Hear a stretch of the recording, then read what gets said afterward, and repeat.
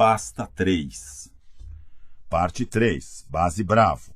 À frente foi o capitão em um Land Rover 90, um jipe com capacidade para 5 pessoas, e logo em seguida partimos na 5T com aproximadamente 30 homens. Ao nos aproximarmos do portão, os guardas do aeroporto se anteciparam e o abriram para as viaturas brancas com a inscrição UN, United Nations, bem grande, gravada nos capôs. Não existia controle de entrada ou saída do aeroporto para Minustah. Sobre as viaturas sempre havia 2 militares armados com os fuzis empunhados ostensivamente. Realizávamos o primeiro contato com a cidade de Porto Príncipe, capital da República. Passamos pelo portão e já entramos em uma das principais avenidas. Os carros, em sua maioria utilitários, trafegavam de maneira louca, invadindo a outra pista para desviarem dos buracos. Buzinavam o tempo todo. Grande parte era de veículos velhos e bastante coloridos. O transporte coletivo era feito nesses mesmos carros. Em alguns colocava-se uma madeira nas laterais da caçamba para aumentar um lugar de cada lado da carroceria. Os passageiros ficavam para o lado de fora. O detalhe é que não existia um cobrador. Quando a pessoa descia, ia até o motorista e pagava a viagem. Se quisesse fugir sem pagar, bastava correr, mas todos iriam gritar para que ela fosse pega e esfolada pela multidão presente em todos os lugares. Esses veículos eram chamados de tap-tap, uma referência ao termo inglês stop-stop, pronunciado com um sotaque crioulo quando alguém queria descer. Estavam por toda parte, pintados com os mais diversos temas, como se cada veículo fosse um carro alegórico do nosso carnaval. Em meio a essas pinturas, alguns símbolos indicavam a origem e o destino da viagem. Era comum vermos figuras brasileiras estampadas nos tap-taps, como Ronaldinho Gaúcho ou Pelé. O passageiro pagava em torno de 5 gourds, moeda local equivalente a 25 centavos de real por viagem. A avenida em que estávamos era Toussaint Louverture, nome do herói da independência. Nosso motorista dirigia um tanto arrojado para os padrões brasileiros. No caminho, invadiu a pista contrária por várias vezes para realizar ultrapassagens. Ficamos assustados, mas ele estava bem adaptado à lei do maior ou do mais forte no trânsito da cidade. Seguimos em direção à base. Tudo parecia novo. Nossa admiração era evidente. A pobreza exacerbada não nos alarmou. As pessoas apareciam relativamente bem vestidas e não vimos grandes favelas.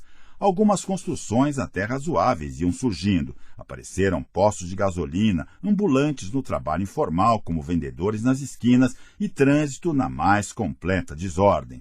Destacavam-se o cemitério e a mansão realmente grande de Aristide, o ex-presidente deposto. Disseram que sua casa fora construída com dinheiro sujo. Deixamos a zona central e entramos em um subúrbio onde a pobreza ainda não assustava. Alguns animais, como cabras e porcos, e muitas crianças corriam nas ruas, mas não havia conturbação. Naquele bairro chamado Tabarre, o Brabant Brazilian Battalion, como era conhecido o batalhão brasileiro, instalou-se no local em que antes funcionava uma universidade. Chegamos à base B. Logo na entrada, muitas concertinas e sacos de areia por todo o perímetro. Um soldado se mostrou à frente junto à cancela, perto da guarita. Aproximou-se e abriu o portão. Depois de passar pela guarda, a viatura parou e todos os militares armados desceram. Na lateral, sacos de areia desgastados, direcionados para fora da base, a protegiam de algum ataque armado. Quem estava armado realizou as medidas de segurança, retirando a munição da câmara. Do lado de fora, 3 crianças magricelas e descalças gritavam em português. Paulista, Paulista, eu perdi alguma coisa aí dentro. Vê se tá aí pra mim. Sabe o que é? Sabe o que é? Os mais desavisados prestavam atenção à criança e eram surpreendidos. Meu pau, Paulista, meu pau, riam todas juntas. Como poderiam falar português? Incrível! Embarcaram os militares novamente e seguiram por mais 100 metros até as áreas das instalações da nossa companhia. A base era muito bonita, toda pintada de amarelo claro. Constituía-se de 3 prédios novos com grandes antenas e muitos fios ligando-os uns aos outros. Na frente havia estacionamentos repletos de viaturas da ONU, entre blindados, caminhões 5T, Land Rovers pequenas e grandes, além de veículos não militares.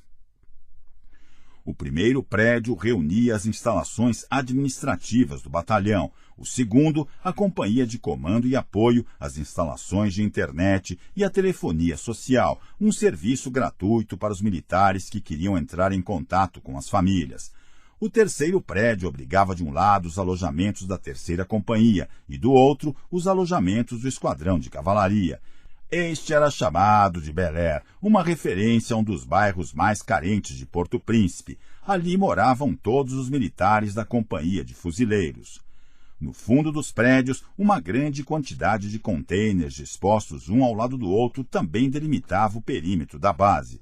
Alguns possuíam materiais e outros estavam vazios. Algumas barracas da ONU abrigavam o grêmio recreativo de alguns pelotões, uma pequena igreja e oficinas mecânicas. Mais a leste, um conjunto de pequenas casas bem novas com jardins de grama verdinha formavam uma vila. Em seu centro havia até uma quadra de vôlei, área para churrasco e um conjunto de equipamentos para exercícios de barra e paralela. Ali moravam oficiais e sargentos do Estado-Maior. Chamávamos o local de Pentonville, uma analogia ao bairro de Porto Príncipe que abriga a população mais rica do país. Mais ao norte, alguns contêineres formavam os ranchos de soldados, sargentos e oficiais. À frente, uma barraca compunha a academia de musculação. Ao longo da Pentonville ficava a lavanderia. A base era protegida por uma cerca de arame de fora a fora que fechava o perímetro das instalações. Junto dela havia plantas compondo uma cerca viva. Além disso, foram dispostas linhas de concertinas, arames enrolados com pequenas lâminas para impedir a passagem em algum lugar. Nos fundos da base havia uma linha de contêineres, um ao lado do outro, formando um paredão.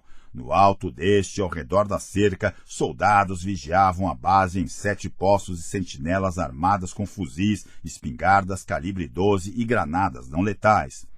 Por toda a extensão das cercas, crianças tentavam de qualquer maneira chamar a atenção dos soldados para arrumar comida ou esmola. "Ô, paulista, quer comprar um tênis?" uma delas ofereceu. E o pior é que pronunciavam perfeitamente.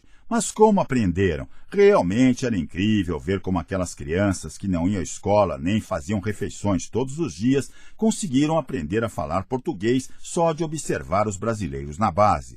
Ficavam sentadas olhando para dentro das edificações. Quando um militar aparecia do lado de fora, mostravam-se ouriçadas esperando que ele falasse alguma frase. Assim que o soldado pronunciasse algo, começava a repetir sem parar, gritando a sentença ouvida. Quando alguém se irritava e chamava a atenção delas, novamente o imitavam, e assim aprendiam como chamar a atenção em português.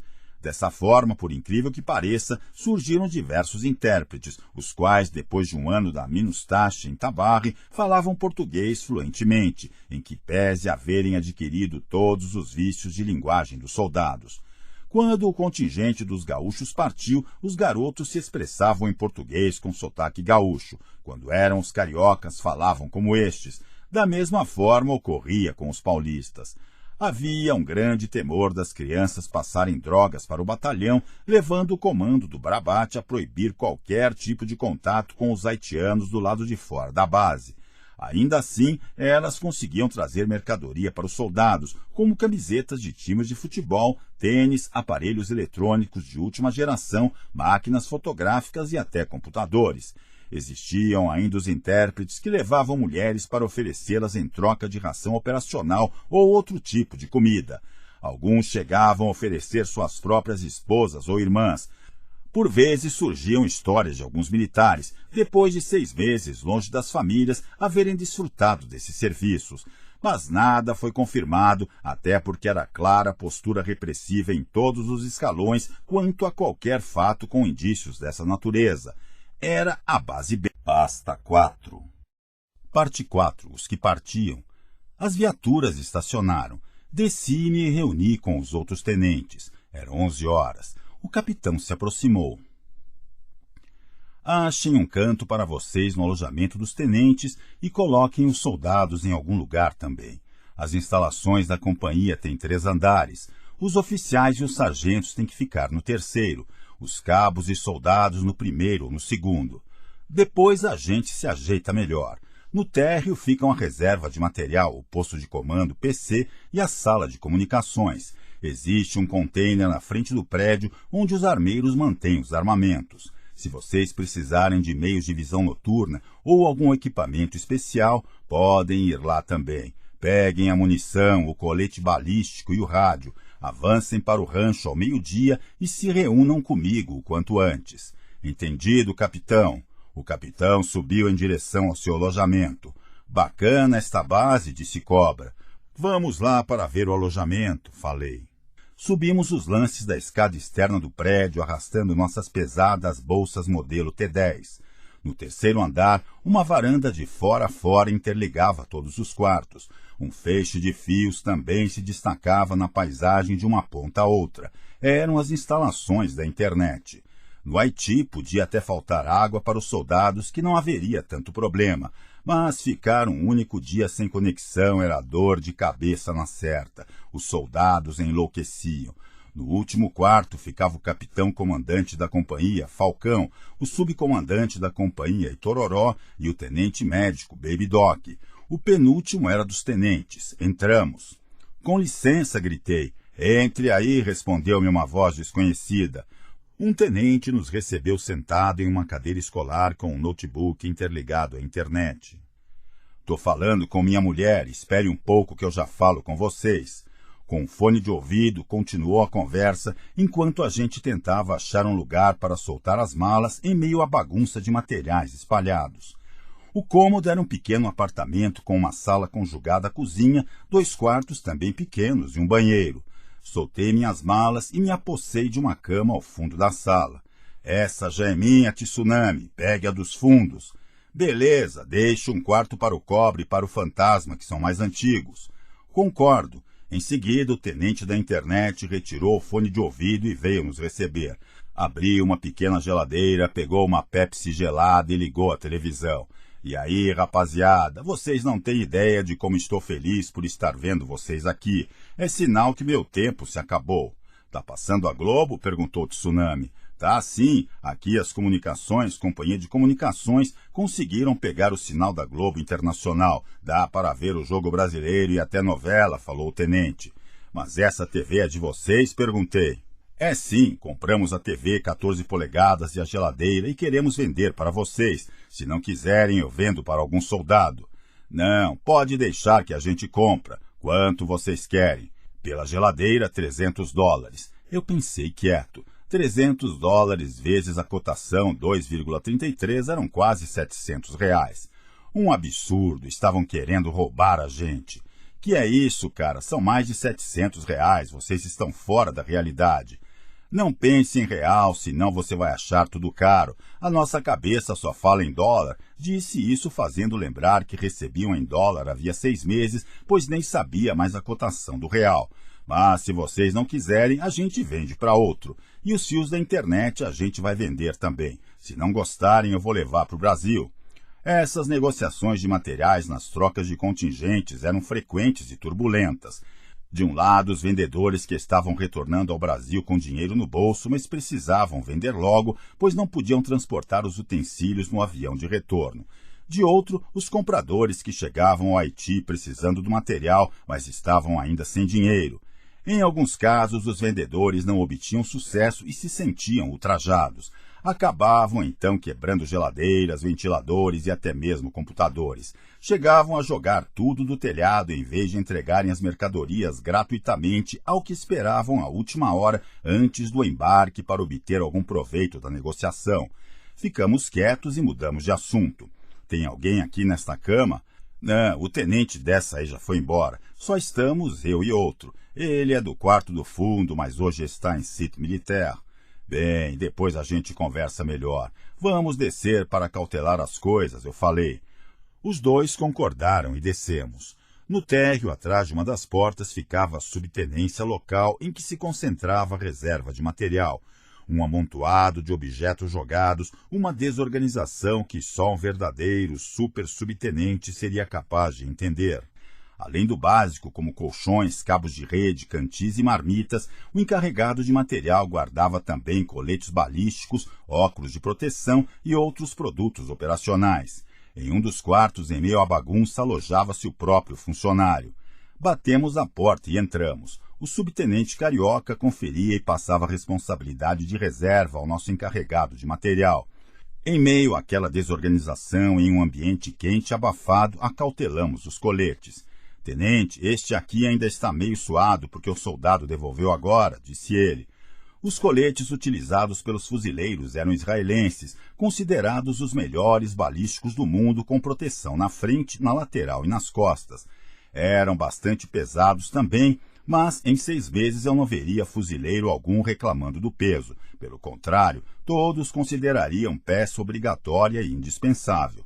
Tudo bem, sem problemas. Me passa também uma dessas joelheiras. Falei já pegando um par que estava jogado ao chão no meio de alguns faróis de busca. É para já, para os outros também, para a gente também o mesmo, respondeu Tsunami pegando o colete balístico e verificando que era muito grande para os seus 1,60 m de altura.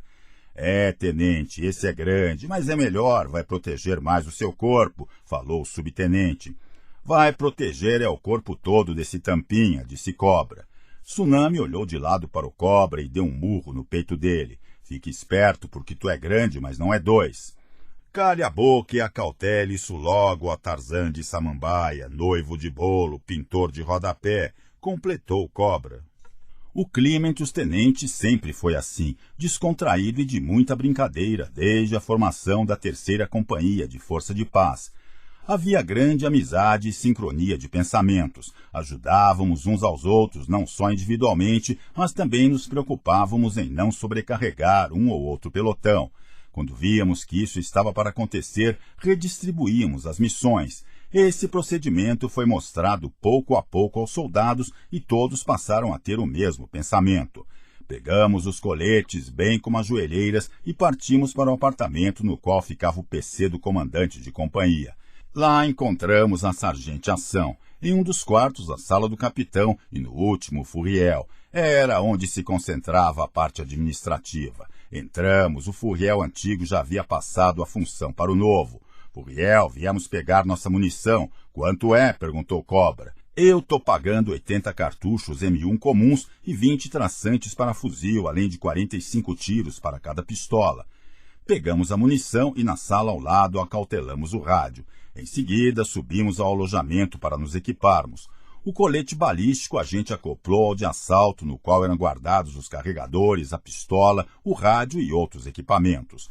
No carregador era intercalado um cartucho traçante, que deixa um rastro de luz no ar quando disparado, entre cada 4 M1, para que à noite pudéssemos identificar qual alvo estávamos acertando. O rádio funcionava em 15 frequências e seu alcance era relativamente curto dentro das vielas. No máximo, conseguíamos atingir 1,5 km nas favelas. Todavia, com o uso das repetidoras instaladas nos pontos altos de Porto Príncipe, podíamos utilizar a frequência 14 ou a 11 para falarmos em toda a capital. Dentro dos becos, podia-se falar diretamente com o comandante da companhia ou ainda com o coronel-chefe da seção de operações, que se encontravam muito distantes. Era muito eficiente. Estávamos ainda no alojamento, terminando de nos arrumarmos, quando adentrou um tenente falando alto. Puta que pariu! Graças a Deus vocês chegaram. Eu não aguento mais ficar nas favelas. Ele havia acabado de chegar de Sítio Militaire, a área de atuação da Companhia de Fuzileiros que ocupava a Base B como alojamento. A região também era considerada a área mais crítica e perigosa do Haiti. Hoje quase morri de novo, quero voltar logo, não tá dando mais. Suado, tirou a jugular do capacete, jogou seu fuzil no canto da cama, livrou-se do colete e sentou-se no chão. Esta semana atacamos e tomamos a Casa Amarela em Sítio Militaire. À noite os guerrilheiros contra-atacaram e tivemos que ser evacuados de blindado. Hoje de manhã atacamos e a tomamos de novo. Mas houve muitos tiros? Perguntei. Ele sorriu e não me respondeu. Abriu uma Pepsi gelada tirada da geladeira e disse: Você vai ver, tinha certeza. Tsunami olhou no relógio e nos alertou. Já estava na hora, deveríamos ir ao rancho e em seguida conversaríamos mais. Depois de pequena caminhada, passamos pelo mastro das bandeiras. Ao centro ficava das Nações Unidas, à da direita do Brasil e à esquerda do Haiti. Mais um pouco e chegamos ao rancho dos oficiais. Abrimos a porta e entramos. Várias mesas de 4 lugares estavam dispostas em 2 colunas. Nas paredes, 4 condicionadores de ar que deixavam o clima até desagradável de tão frio. Ao fundo havia a linha de servir de um lado com grande quantidade de molhos importados que eu nunca havia visto. Do outro, uma máquina de suco e água. Tudo muito limpo. Naquele momento veio-me à cabeça uma dúvida sobre o refeitório dos soldados. Será que também era assim? Mais tarde confirmei que era bem parecido. Que bom! Avançamos e rapidamente consumimos o almoço. De conversas com outros oficiais que estavam indo embora, escutamos várias histórias e percebemos como seria a nossa missão. Um leve frio na barriga cometeu-nos, contudo não havia volta. Só depois de 6 meses poderíamos retornar. Em meio às conversas, um grito nos interrompeu. Vamos trabalhar, tenentada. O capitão chamou-nos para uma reunião no seu PC. Em breve, pasta 5. Parte 5. Milho para comer, milho para ajoelhar. O PC nada mais era que um dos quartos do apartamento. Ao centro, uma grande mesa com os documentos do comandante de companhia espalhados. Junto deles, um dicionário de inglês e um de espanhol. Nas paredes laterais, fotos dos bandidos procurados pela inteligência e uma grande carta topográfica do Haiti. Na parede anterior estava fixado um grande mapa rodoviário de Porto Príncipe, coberto com um calco de plástico repleto de anotações sobre as áreas de atuação da companhia. Junto dele, os principais pontos sensíveis da capital, assinalados com caneta vermelha. Entramos e permanecemos aguardando o capitão. Enquanto ele não chegava, olhávamos de perto as fotos e os nomes dos procurados. Tsunami interessava-se pelas vias de acesso. Chacal, dê uma olhada na cara desses bandidos, disse Cobra. Olhe só esses aqui marcados com um X vermelho na frente, falei. Esses aí a gente não precisa mais se preocupar, já foram mortos, interferiu Tsumani. Naquele momento entrou o capitão e sentou-se em sua cadeira. Como foi a viagem? Perguntou. Boa, respondemos. Pois bem, vamos lá. Estamos no meio da transição do contingente. A companhia deve trabalhar sempre com 4 pelotões de fuzileiros, mas muitos do 3º contingente foram embora e estamos com apenas um pelotão nosso aqui. O primeiro, que chegou 2 dias antes, já está com o Fantasma, o seu comandante, realizando reconhecimentos da nossa área de atuação, o bairro de Site Militaire. Respirou fundo, levantou-se e se aproximou da carta topográfica.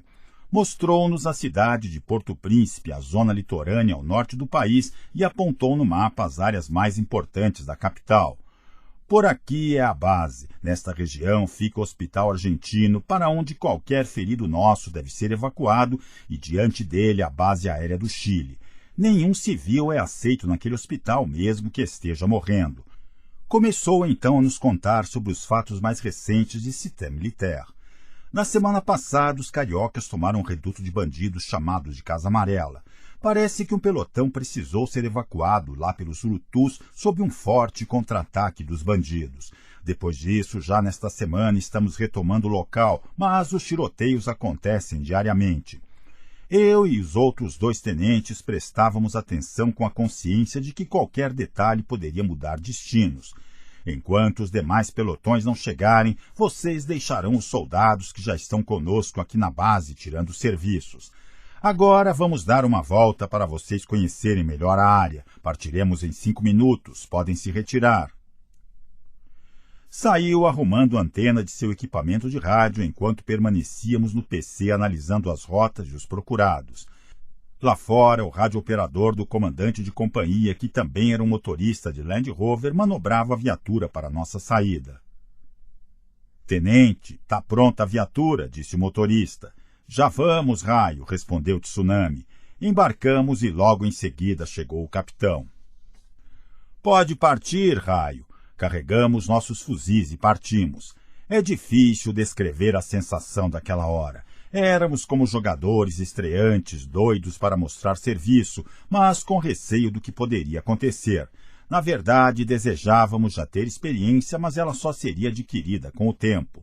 Ao lado do motorista ia o comandante. Atrás, 2 tenentes fazendo a segurança da retaguarda e o subcomandante com mais um tenente vigiando os flancos. A viatura era adaptada às peculiaridades da missão. As portas laterais e os toldos foram retirados. Tinha aparência de uma picape depenada. Na caçamba havia bancos de madeira para transportar o pessoal. A lataria era pintada de branco com a inscrição UN no capô.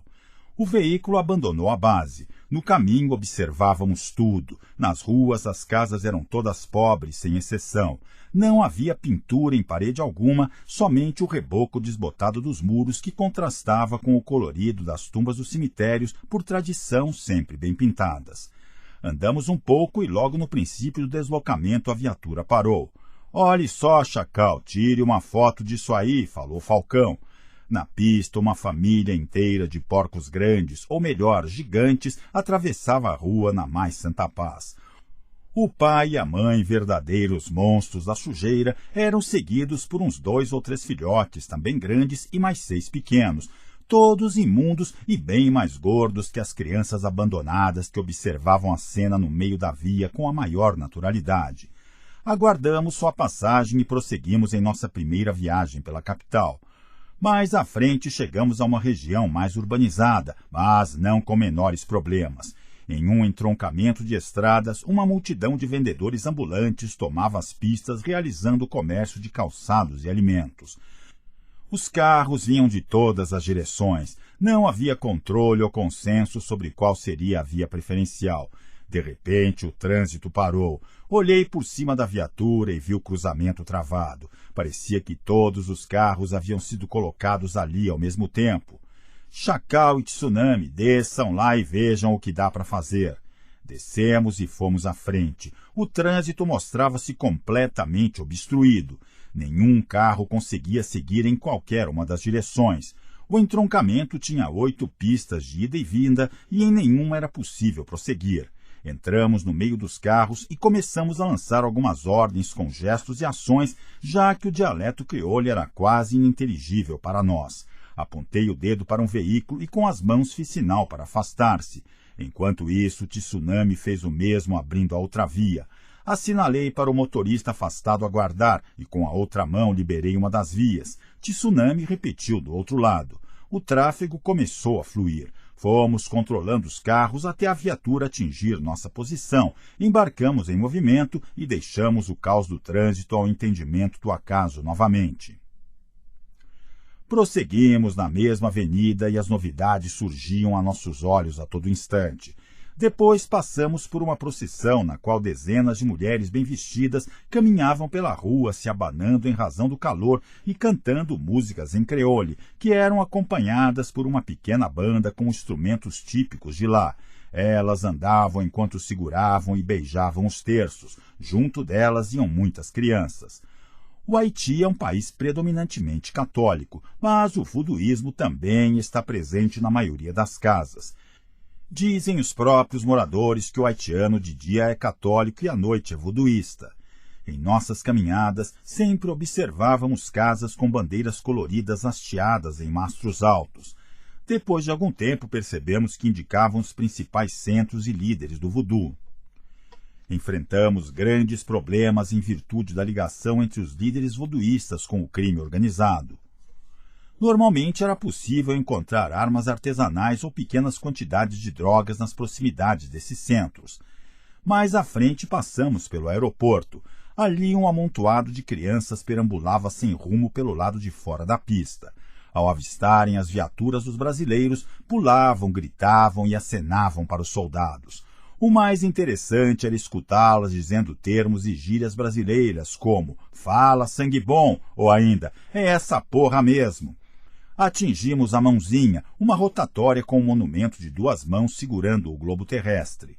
Naquele ponto havia um checkpoint da Polícia Nacional do Haiti, a PNH, que funcionava das 8 da manhã às 6 da tarde diariamente, com uma caminhonete repleta de policiais armados com pistolas calibre 40 e fuzis.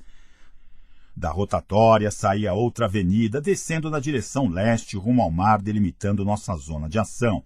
À frente ficava o bairro de Site Militaire. Percebemos de imediato que a questão da segurança era um pouco mais delicada.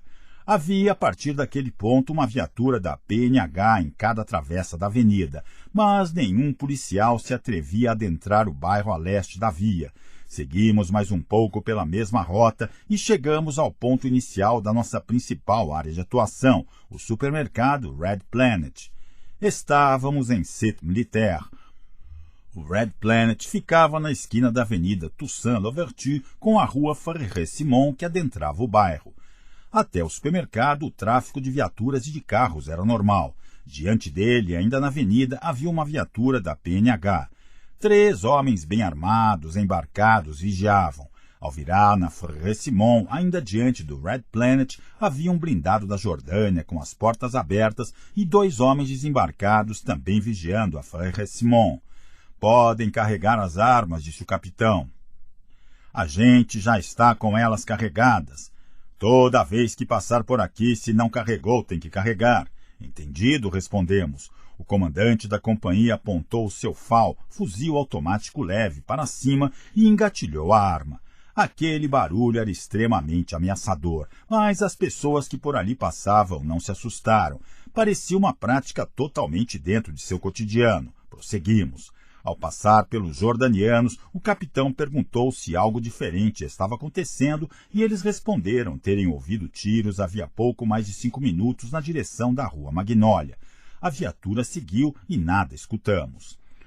A rua era estreita e no lugar das calçadas havia terra onde uma enorme quantidade de ambulantes vendia desde produtos chineses até Coca-Cola e o refrigerante Corone fabricado no Haiti. No meio de tudo existia muita sujeira e comida que todos consumiam sem a menor higiene. Os alimentos não tinham qualidade. Eram em sua maioria bananas ou frutas vindas do interior, um ou outro salgadinho ensacado ou balas. Também víamos essas frutas serem consumidas fritas, bananas, por exemplo. Encerravam esse espetáculo ao ar livre, algumas mesas improvisadas com tijolos e madeiras, nas quais os vendedores colocavam carne de frango que ficavam o tempo todo cobertas por moscas. Outros, um pouco mais sofisticados, vendiam pequenos peixes verdes dentro de bacias não menos sujas e não menos livres das moscas. Andavam de um lado para o outro, balançando alguns dos peixinhos nas mãos e batendo-os contra seus braços como forma de propaganda. A sensação não era nada agradável e rapidamente conhecemos a pior dieta das Américas, como eram considerados os hábitos alimentares dos haitianos. A falta de comida era deprimente. Em uma tarde tranquila, no bairro de Bel-Air, na base do Forte Nacional, fui ao rancho para almoçar com meus soldados. Por coincidência, conversávamos sobre a dificuldade do acesso à comida que a população da região enfrentava. Em um determinado momento, o Sr. Romeu, o chefe dos 8 funcionários haitianos que trabalhavam no forte, considerado um empresário de Bel-Air, aproximou-se. Havíamos acabado de almoçar e os restos ainda estavam nos pratos. Ele chegou com um saco plástico nas mãos e perguntou se poderia retirá-los. Respondemos que sim e voltamos a conversar. Com as próprias mãos ele recolheu a comida. Pensei que estava jogando os resíduos fora para a limpeza da área. Depois de alguns minutos, saí do refeitório e me deparei com ele nos tambores de lixo, recolhendo os pedaços de carne restantes nos pratos dos soldados que haviam sido descartados. Já devia ter conseguido uns 800 gramas. Aproximei-me e perguntei: "E aí, seu Romeu, isso aí é para quem?" "Tenente", respondeu, "essa carne vai alimentar umas 20 pessoas da minha família." Eis um dos milhares de retratos diários proporcionados pela fome no Haiti. Voltando à Cité Militaire e aos que vendiam nas ruas, mesmo com a falta de dinheiro, o fluxo de pessoas comprando e trocando era grande. Além delas, muita gente utilizava a posição vigiada pela tropa da ONU para realizar uma transposição segura de dentro do bairro para o centro da cidade. No vai e vem do povo, saltavam aos nossos olhos as crianças, extremamente arrumadas e bem uniformizadas para irem à escola. Meias brancas limpas, blusas sociais amarelas nos meninos e chiquinhas coloridas nas meninas. Com os materiais didáticos nos braços, caminhavam de um lado para o outro, orgulhosas de ostentar a posição de estudante.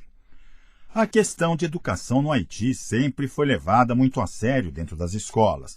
Ainda como reflexo do passado, permanece de maneira generalizada a figura do castigo físico aplicado pelos professores e autorizado pela sociedade.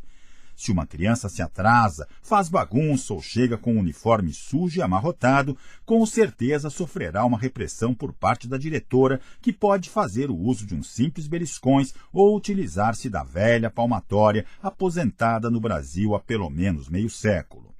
Certa vez, entrando eu com alguns soldados em uma escola, percebemos que no canto de uma sala, em torno de 15 crianças estavam ajoelhadas de frente para a parede com as cabecinhas baixas. Um dos soldados comentou inocentemente: "Olha só, tenente, que bacana, as crianças todas rezando." A professora, ao nos ver, fez um sinal com as mãos e as crianças se levantaram. Todas passaram as mãos nos joelhos e fizeram cara de dor.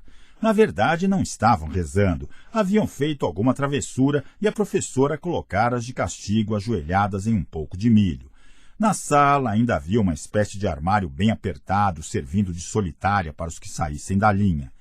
Chamou-nos a atenção também a figura da diretora, muito bem arrumada, com as roupas bem limpas e passadas. Usava um largo cinto na altura da cintura. Na hora do intervalo, no recreio, as crianças correram em nossa direção, fazendo festa e gritando. Quando a diretora se aproximou, coçou a garganta um pouco mais alto e ajustou o cinto. Foi o suficiente para a gritaria cessar e os alunos se aquietarem. Com certeza o acessório não era apenas um